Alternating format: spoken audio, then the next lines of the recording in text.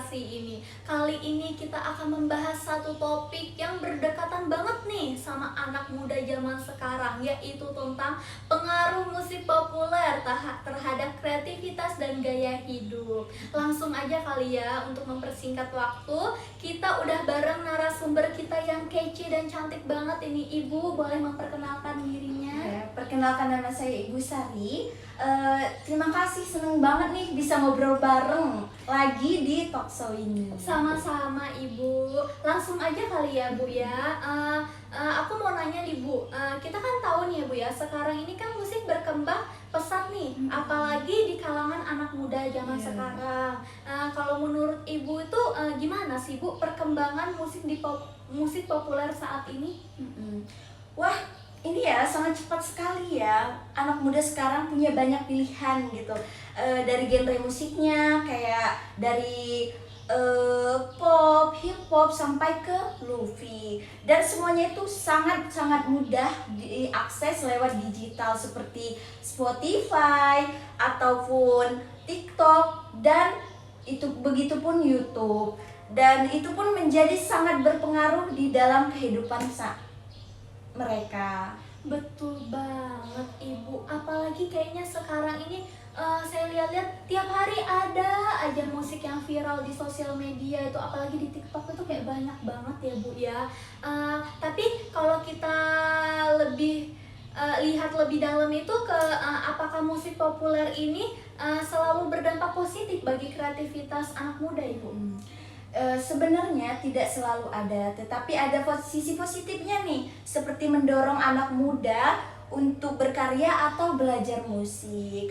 Tapi ada juga nih musik yang justru membawa pengaruh kurang baik kalau dari sisi negatifnya.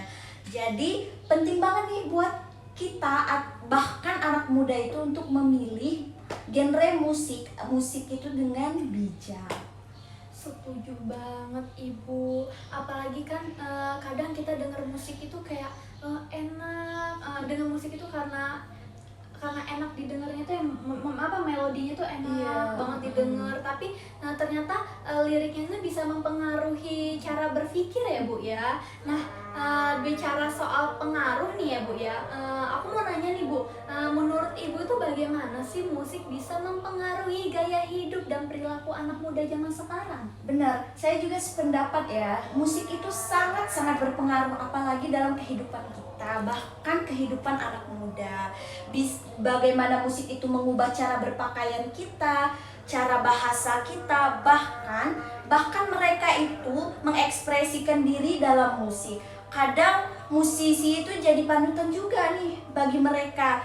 Jadi apapun yang musisi itu bawa akan ditiru oleh pendengarnya. Iya, jadi nggak heran ya Bu ya, kalau budaya populer itu cepet banget nih menyebar. Nah, bicara soal penyebaran ya Bu ya, aku mau nanya nih, kira-kira apa sih Bu peran media sosial dalam hal itu? Kalau peran medsos itu sangat besar sekali. Seperti dulu nih, orang itu butuh label musik nih. Sekarang itu cukup upload video atau audio di medsos, langsung bisa viral.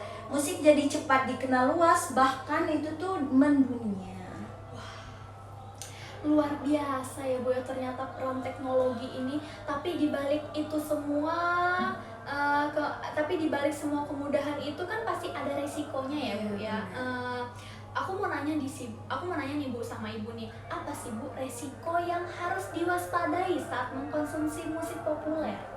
Yang pertama atau yang utamanya itu dari segi konten. Dari segi konten itu, kalau anak muda terus menerus mendengar lagu atau tema kekerasan, pergaulan bebas atau lirik kasar, itu bisa mempengaruhi mereka tanpa sadar.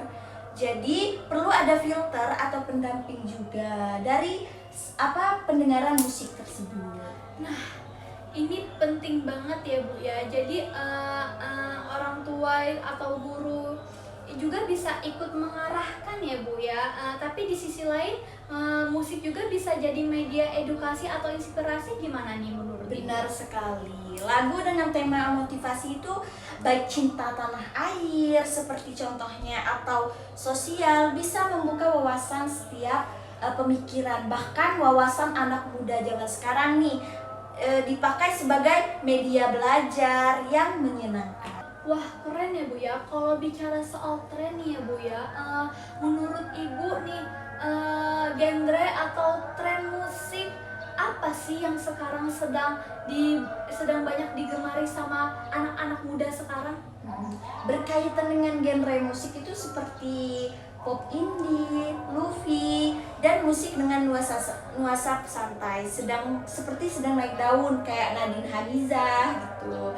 Banyak yang suka karena cocok dijadikan latar untuk belajar atau bikin konten. Ini juga mendorong mereka untuk berkreasi lebih jauh. Nah, ngomong-ngomong soal kreasi nih ya Bu ya, kan sekarang ini kan banyak nih ya Bu ya musisi muda yang muncul di media sosial.